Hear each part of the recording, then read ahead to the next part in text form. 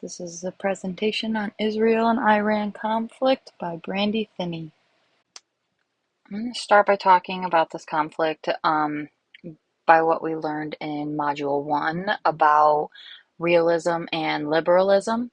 And with liberalism, it is more of about states coming together and trying to resolve a conflict. That way it doesn't escalate to something bigger where there is terrorism or a war or civilians getting hurt.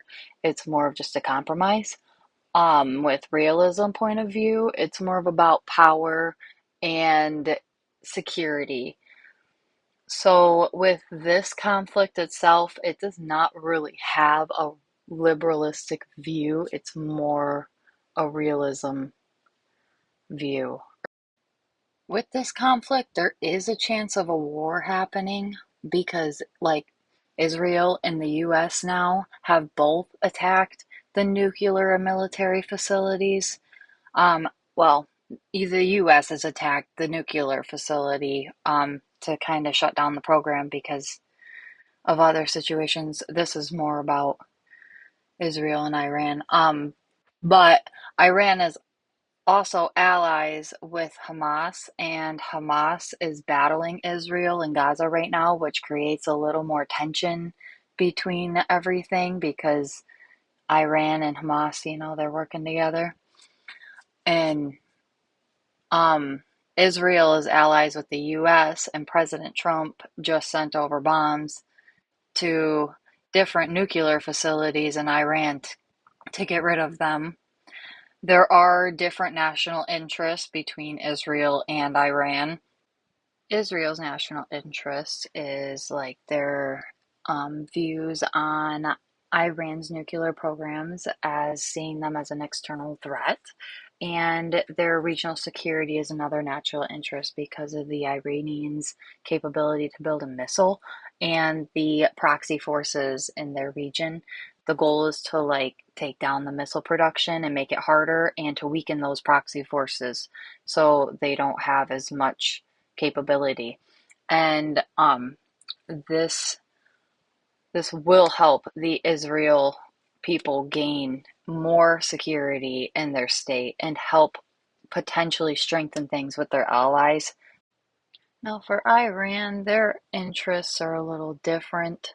Their national interests are like expanding its influences in the Middle East, and the nuclear program is extremely important to Iran, and they believe it is going to help their survival, so they want to try to keep it going as much as they can, but more than likely prove that they will not stand for attacks on their facilities, so they will retaliate.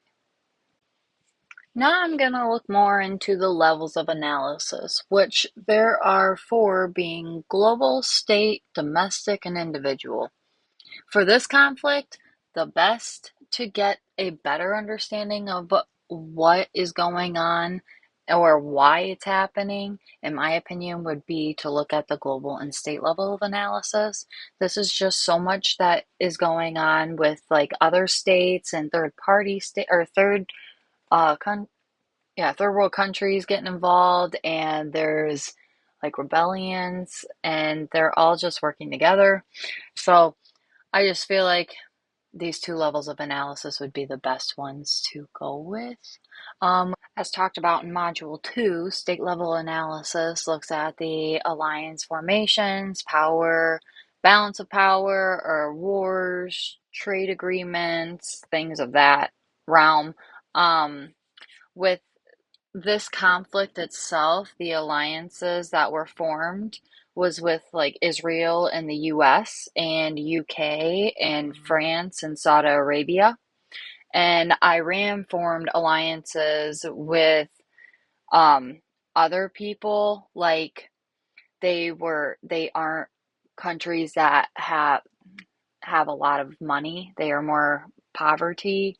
And there are other like rebellion groups and stuff like that that they've grouped up with, like Hamas. They, I wouldn't say they're working with them, but they are allied with them. Not only that, but looking at the power There is power shown with the missiles that were attacked on the facilities of Iran, the military and the nuclear facilities that can show power. And then Iran shows power by having those facilities. And then with the power, like the balance of power, it seems to be leaning more towards Israel in favor because they have more power right now with having more backup with the US and being able to attack Israel with or Iran without having much of a retaliation, and the retaliation didn't really do much. As for the global level analysis, um, the global level analysis looks more at like things to do with like terrorism, basic norms, or international law, of religious fundamentalism, world environment, technological changes, etc. So, all mentioned in Module 2. While looking at the global level of analysis in this conflict, there's an impact on other global powers, such as like the United States, Russia, and China. With China, it will affect like their oils because they rely a lot on the Persian Gulf for their oil. In Russia, it could potentially benefit them with oil profits. And in the United States, it creates like them to have to find a in between with preventing Iran from getting nuclear weapons and not getting deeply involved into the conflict, even though they've already bombed some of the nuclear facilities. As for terrorism, that is seen through the views of being attacked again on Iran from Israel, and I don't know if you would consider the bombing of the United States as terrorism. Terrorism was seen from the Israelis, but there is a concern with global security when it comes to cyber attacks on the Israeli citizens and the Jewish people like around the world, while also affecting the economy with gas prices and oil prices for Israel and Iran. International law is the next thing I'm going to talk about, which is discussed in Module 3. It talks about the human rights, basically, like people have basic rights, like they have the right to feel secure and they have the right to feel like um, they have the right to basic needs like food, water, clothing, shelter. And in this situation or in this conflict, there has been violations of international law, which is with civilians getting killed and with the nuclear facilities being attacked or the military facilities getting attacked. There was just violations of international law being seen in this conflict itself. The last thing I'd like to talk about was discussed in the end of Module 4 is the weapons of mass destruction, which in this conflict it would be seen as the nuclear programs, which can result into a weapon of mass destruction.